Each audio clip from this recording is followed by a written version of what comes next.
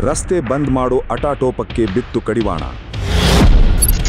ರಸ್ತೆಯಲ್ಲಿ ನಡೆಯಲಿಲ್ಲ ಶುಕ್ರವಾರದ ನಮಾಜ್. ಸುವೇಂದು ಆದೇಶ ಕೊನೆಗೂ ಪಾಲಿಸಿದ ಮುಸ್ಲಿಮರು.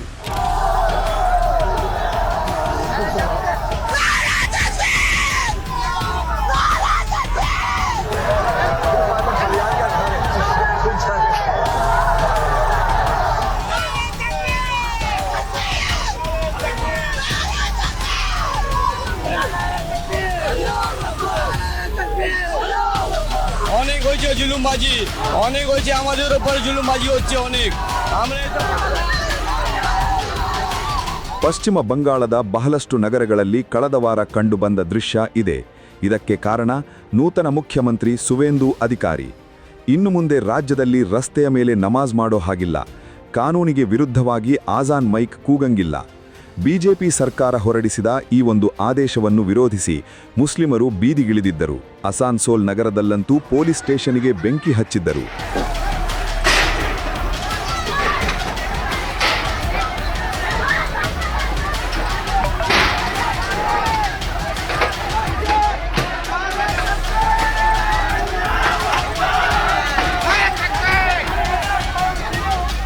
ಈ ಗಲಭೆಗಳ ನಂತರ ಪೊಲೀಸರು ಗಲಭೆಕೋರರನ್ನು ಹುಡುಕಿ ಬೆಂಡೆತ್ತಿದ್ದರು.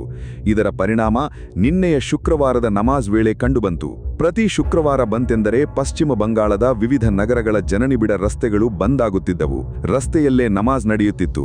ಆದರೆ ನಿನ್ನೆ ಪಶ್ಚಿಮ ಬಂಗಾಳ ರಸ್ತೆಗಳ ಚಿತ್ರಣವೇ ಬದಲಾಗಿತ್ತು.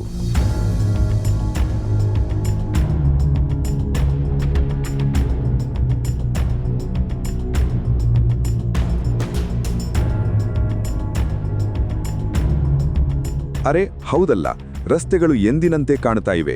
ಹಾಗಾದರೆ ಮುಸ್ಲಿಮರು ನಮಾಜ್ ಮಾಡೋಕೆ ಎಲ್ಲಿ ಹೋದರು?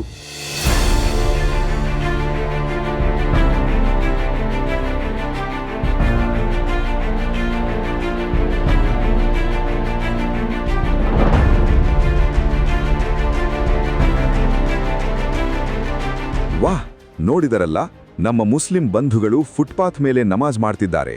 ಇದು ಹೌರಾ ನಗರದ ಕರ್ಬಲಾ ಮಸೀದಿ ಸುತ್ತಲಿನ ಪ್ರದೇಶ. ಮಸೀದಿ ಭರ್ತಿಯಾಗಿ ಅದರ ಅಕ್ಕದ ಪಕ್ಕದ ಗಲ್ಲಿಗಳಲ್ಲೂ ನಮಾಜ್ ನಡೆದಿದೆ. ಆದರೆ ರಸ್ತೆಗಿಳಿದಿ ನಮಾಜ್ ಮಾಡುವ ಧೈರ್ಯವನ್ನು ಯಾರೂ ತೋರಿಲ್ಲ. ಇದೊಂದೇ ಅಲ್ಲ, ಕೋಲ್ಕತ್ತಾ ನಗರದಲ್ಲೂ ಅಷ್ಟೇ. ಕ್ಯಾನಿಂಗ್ ಸ್ಟೇಷನ್ ಮಸೀದಿ, ನಾಖೋಂಡಾ ಮಸೀದಿ, ಪಕ್ಕಿ ಮಸೀದಿ, ಟಿಪ್ಪು ಸುಲ್ತಾನ್ ಮಸೀದಿ, ರಾಜಾ ಬಜಾರ್ ಮಸೀದಿ, ಹೀಗೆ ಯಾವುದೇ ಮಸೀದಿಯ ಸುತ್ತಲಿನ ಯಾವ ರಸ್ತೆಯ ಮೇಲೂ ನಮಾಜ್ ನಡೆಯಲಿಲ್ಲ.